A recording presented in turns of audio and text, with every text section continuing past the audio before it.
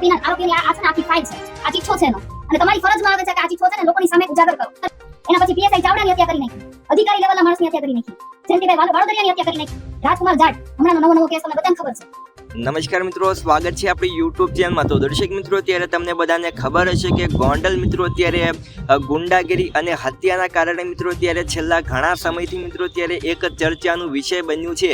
હવે આની વચ્ચે મિત્રો અત્યારે તમે આ સ્ક્રીન પર આ ફોટા જોઈ શકો છો. આ બેને મિત્રો અત્યારે ગણેશ જાડેજા વિશે મિત્રો અત્યારે એક સૌથી મોટો ખુલાસો કર્યો છે.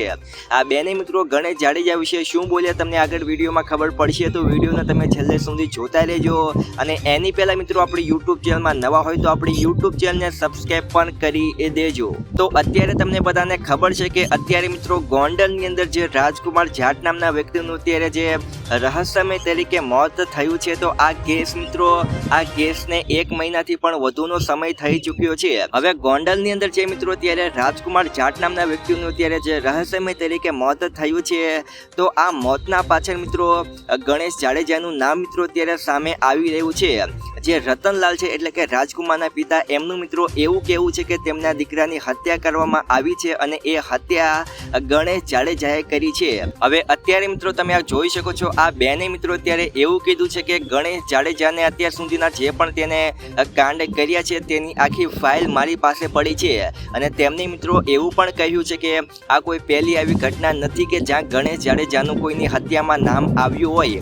આની પહેલા પણ ઘણા બધા મોતના કિસ્સામાં અને ઘણી બધી જગ્યાએ મિત્રો ગણેશ જાડેજાનું હત્યામાં નામ પણ આવી ચૂક્યું છે.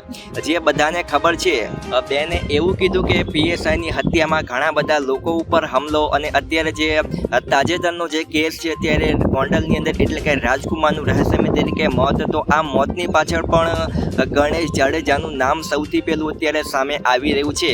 તો આ કોઈ પહેલો આવો કેસ નથી. આની પહેલા પણ ઘણા બધા આરોપ છે એ ગણેશ જાડેજા ઉપર નાખવામાં આવી ચૂક્યા છે.